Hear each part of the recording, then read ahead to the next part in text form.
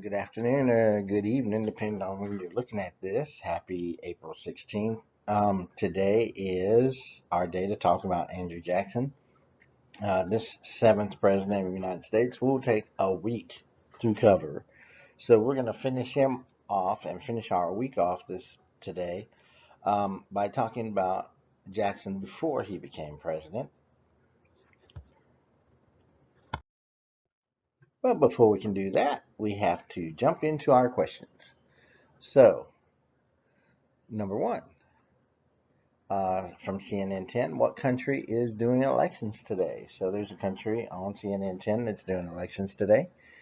The election of 1828 had mudslinging. What was the mud on John Quincy Adams? So what was the dish, the bad stuff on John Quincy Adams? And then what was the mud on Andrew Jackson? What was the bad stuff on Andrew Jackson? And then what did Martin Van Buren give out as he helped Jackson campaign? Okay. Now, he gave out a couple of things, so hopefully you'll find one of them that we talked about yesterday. So, in talking about Andrew Jackson, we have to start out by talking about the effect Andrew Jackson even has today. Okay, so even today, this president from 1829 has a huge effect on us. So, number one, yes, that's right, Drew B. He has a huge effect on us. Um, So we will talk about Will Rogers. Will Rogers, who is pictured to the left, was a comedian, and he was known as the nicest person on the face of the earth, except if you brought up Andrew Jackson. So if you brought up Andrew Jackson, that was very bad, and he would usually start cussing. Um, that was because our friend Will Rogers was a Cherokee Indian. And so we of the Cherokee tribe have a special hatred, I guess you could say, for Andrew Jackson. Um, we go all the way to the right to Ted Cruz. Ted Cruz was asked 4 years ago when he was running for president of the United States if he would put a woman on um, the $10 bill because Alexander Hamilton obviously is not a president. All the others are presidents. And he said, no, I wouldn't. He said, I would put a woman on a $20 bill. That that's Jackson's bill. That's the bill that Andrew Jackson is on. So a very good answer from Mr. Cruz. Very smart answer. I don't know what his beef is with Andrew Jackson, but he wanted to take Andrew Jackson off the $20 bill. And then our president is in the middle. He's giving an award to one of the Navajo uh, talkers, code talkers of World War II. And for some reason, he chose to do this in front of the portrait of Andrew Jackson. And Andrew Jackson is not beloved by any Indian tribe.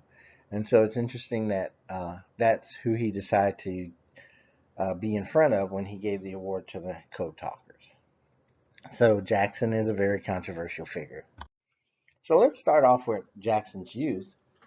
Okay, so Jackson's older brother died in the Revolutionary War. His mother suggested that his oldest brother and himself go and help the revolutionaries. And so they were actually couriers. They would bring messages from one group to another.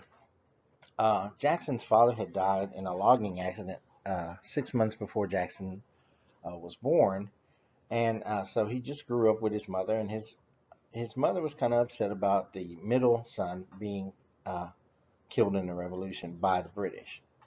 So they become couriers, and then they're involved in the Battle of Hanging Rock, and they get captured.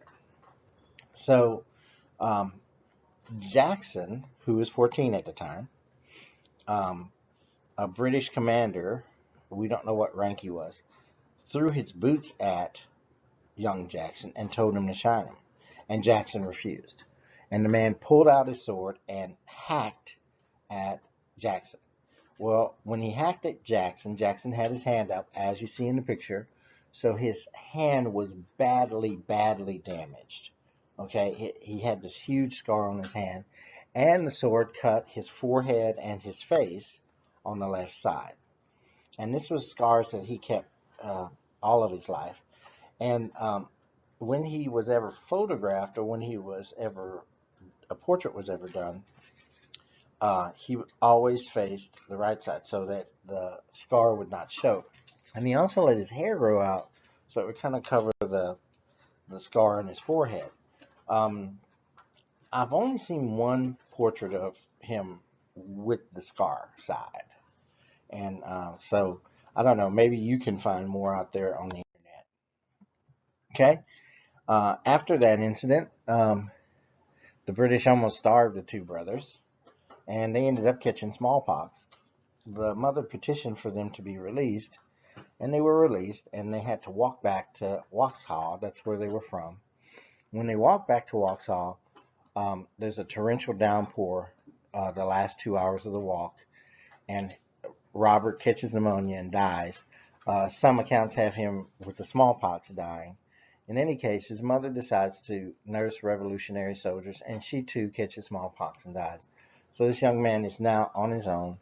Um, so the other thing, because he has this real hatred for Native Americans, he witnessed the Waxhaw Massacre. So a lot of people connect him witnessing the Waxhaw Massacre with um, his um, removal of the Native Americans from eastern United States. Okay, in 1787, he read the Constitution to the people in his community. Now, I couldn't get any firm second um, opinion on this. I couldn't get any second source on this.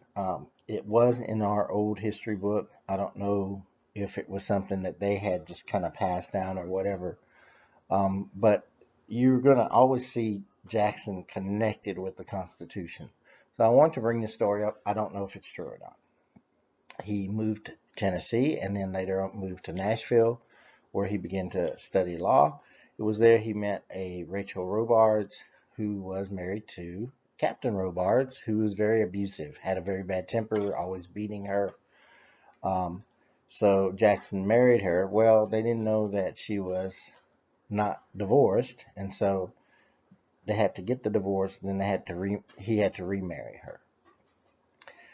Jackson later served in Congress for Tennessee, and then later he came back to Tennessee as a judge. His military career is pretty spectacular. As we talked about, he served in the Revolutionary War at the Battle of Hanging Rock.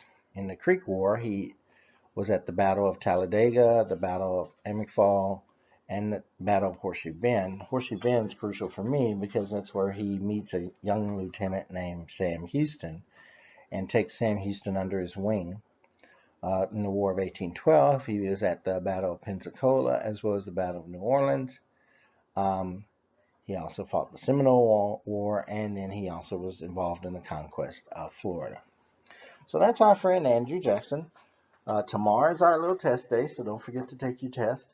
And I am going to try to do the Google Meet for you guys from 3 to 3:30. So hopefully it works out. So hopefully you'll see me then. And I'm still learning how to do all this stuff, so I don't have a code to send you yet, but I'll try to send it on Remind. Okay, bye.